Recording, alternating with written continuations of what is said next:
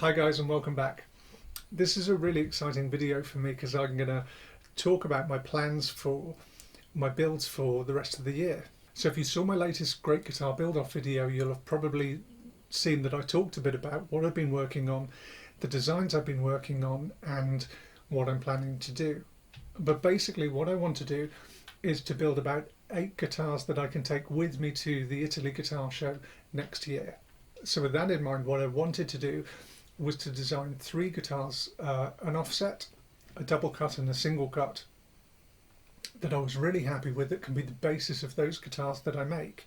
So the offset design that I'm going to use is the design that I used for my GGBO 2021. So the new designs I've got are these two. That's my single cut and that's the double cut. So they look like the idea is that they look like they're all designed and built by the same person, and I think they do that. What I've done is to use the similar arrangement for all of the horns to give them a kind of vintage modern vibe. That's really what I'm after, and I think they do that, and I'm really happy with them, and those are going to be the designs that I use.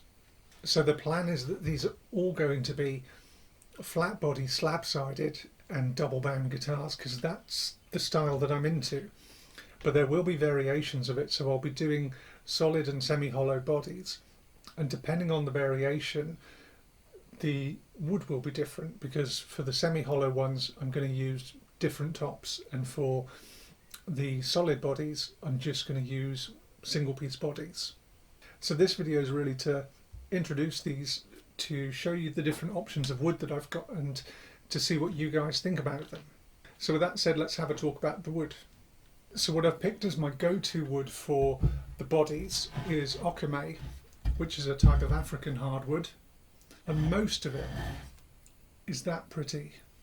So the bits that are not, I can use to put tops on, and I can use them for semi-hollow.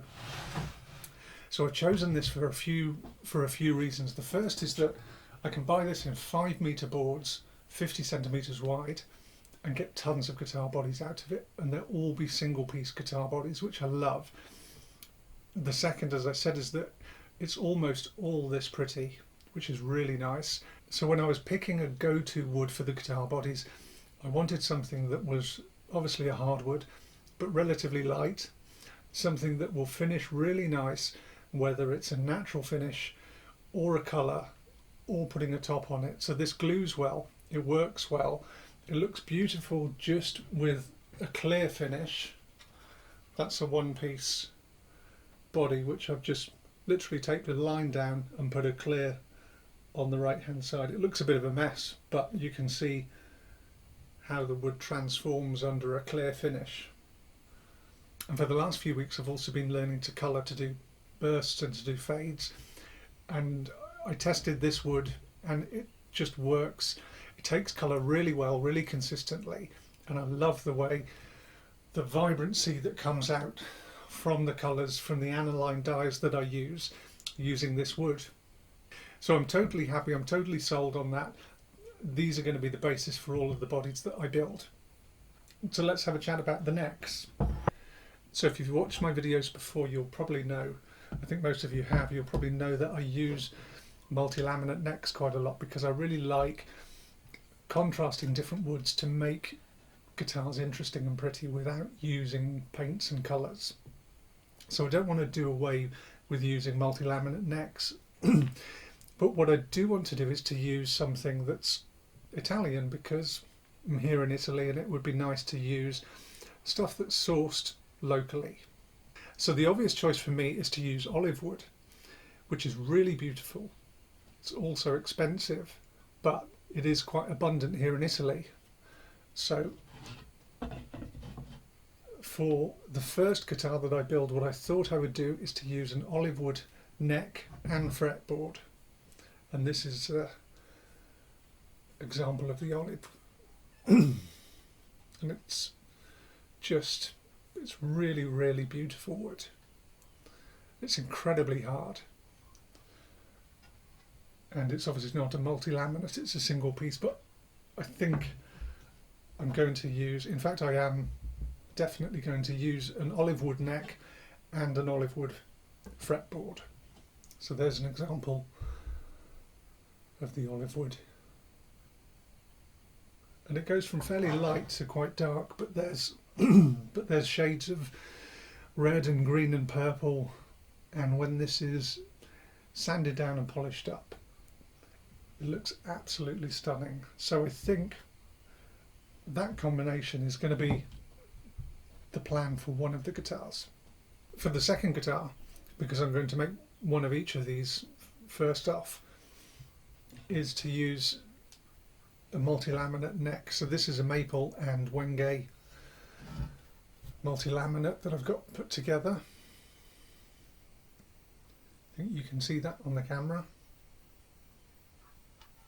And I think I'm going to use a Cameroon ebony fretboard.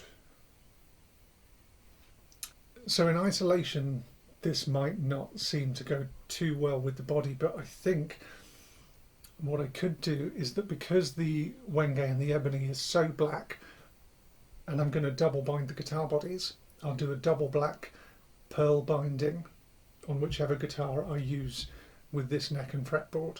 And then I think for whichever guitar I use the olive, I'm going to do double cream binding, and I'm going to put P90s in that one because I've got a set of P90s that are cream coloured with the double cream binding that will match nicely with this wood. I think that would be a great way to go. So just to give you a quick look at them both, that's the olive fretboard and neck, and that's the ebony and maple and wenge. So before I ask your advice, I'm going to just show you the tops that I've got to use for the semi-hollow versions. So all the tops that I've got are rosewood. Now, I don't have any, in fact I can't get a reliable supply of flamed maple or quilted maple here, and to be honest I probably wouldn't use it because a lot of people use that already, and a lot of people use nicer wood than I'd be able to get hold of, and I wanted to do something slightly different. So what I do have is a fairly abundant supply of rosewood that's all responsibly sourced and very pretty. So I'll give you a quick look at these and you can ignore the guitar shape that's already on it. So that's Santos rosewood. That's the second set. And then I've got Indian rosewood, a couple of pieces here. So I don't know how well this piece is going to come out on camera. So you might just need to trust me that that one's absolutely stunning. And again, Indian rosewood. And I love this piece. Okay, so those are the options for what I'm going to use for semi-hollow versions. So I think certainly for the rosewood tops, I'm just going to use a clear coat finish on them. I don't want to add any colour to those at all. They're just going to look beautiful as they are.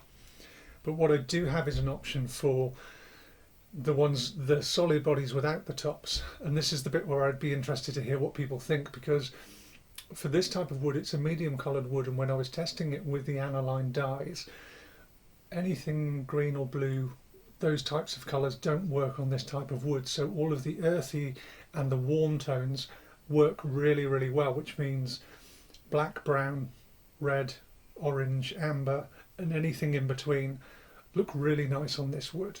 So I can use any combination of those to do fades or to do bursts or even to do solid colours. So I'd be really interested to know what you guys think I should use as a colour for the first one or two that I do.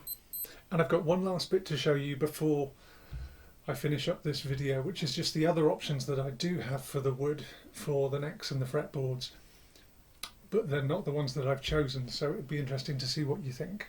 Okay, so this is tulip wood, which is an awesome colour, and it's the first time I've ever even seen a bit of this wood, in fact, let alone ordered one as a fretboard. But as soon as I saw it, I decided that I just had to get it. And I think that goes really nicely with sapele, because I know exactly how this will look. It has that dark red kind of colouring when you polish it up and put the finish on. So that's what they look like together. But what I was thinking for these two was that it would probably match much better with a sapele body, with probably some white binding. And the last option is that I've got walnut neck as well. So I could do with a hand deciding what to use for them. So I've got cream, white, black, black pearl and white pearl binding that I can use on all of these. And I've got all of those colours which I talked about, and I haven't decided whether the double or the single cut I'll use any of these with. So let me know what you think and I'll make a decision and have the first video up soon. So if you put up with my rambling this long, thank you very much. The only other thing worth mentioning is probably that I've also got the offset design. So I'd like to do 3 solid and 3 semi-hollow versions of each of those. So I have at least 6 that I'm going to be building for the remainder of this year. So hopefully videos will be coming up a lot more regularly now. So if you laboured with that right to the end, thank you very much, and hopefully I'll have a video out soon.